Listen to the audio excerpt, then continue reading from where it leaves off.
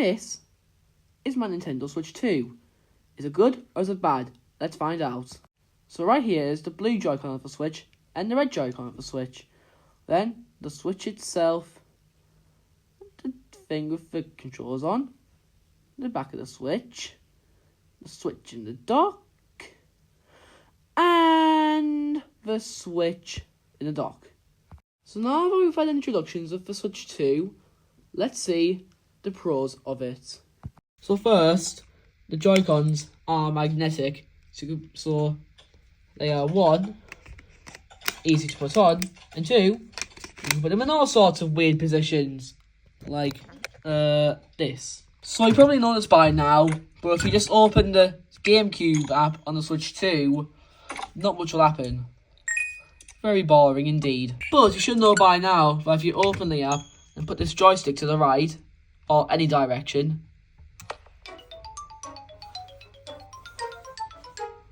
pretty cool, right?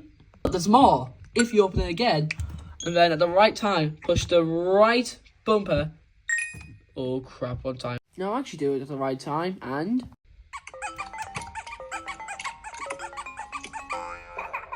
pretty cool, huh? It's also a lot larger than the Switch 1. I don't have a Switch 1 to show right now, but let's just say it's about as big as my iPad. And with virtual game cards, every game that was digitally on your Switch 1, even if you didn't transfer data at first, like I didn't, you can still get all your data back.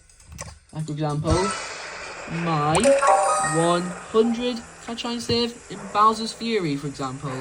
And the Switch 2 is backwards compatible with almost every Switch game. The only real game I have for the Switch 2 that is Switch 2 exclusive is Mario Kart World. Everything else is Switch 1.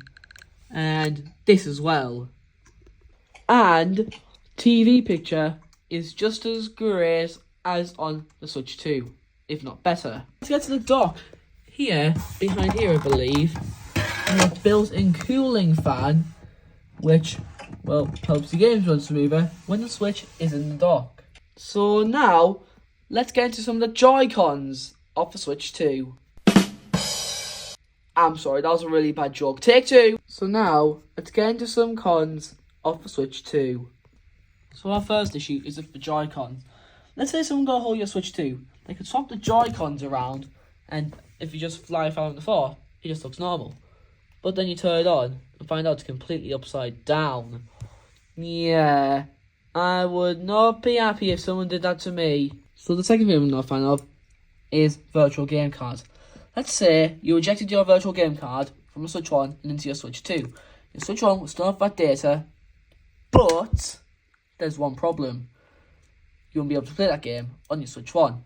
And say you want it back in your Switch 1, and if your Switch 2 doesn't have internet, like right here, well, you're basically screwed over if you left your Switch 2 at home and you took your Switch 1 on a holiday, which you're probably not doing anyway. It's a temporary problem, but game chat. I know literally no one else has a Switch 2. So let's say that you ported Minecraft over from your Switch 1 to your Switch 2. Let's imagine that you wanted vibrant visuals, shall we? Well, on my Switch 2, there's no vibrant visuals. I don't know if it's just this Switch in Minecraft, but yeah. And last problem, YouTube does not support YouTube.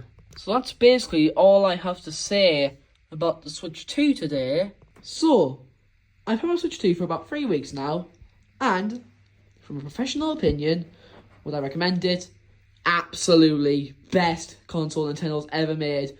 The GOAT of all Nintendos. And I think that's going to do it for today's video. So, thank you for watching. Leave a like, share, subscribe, and drop a comment. Until then, goodbye.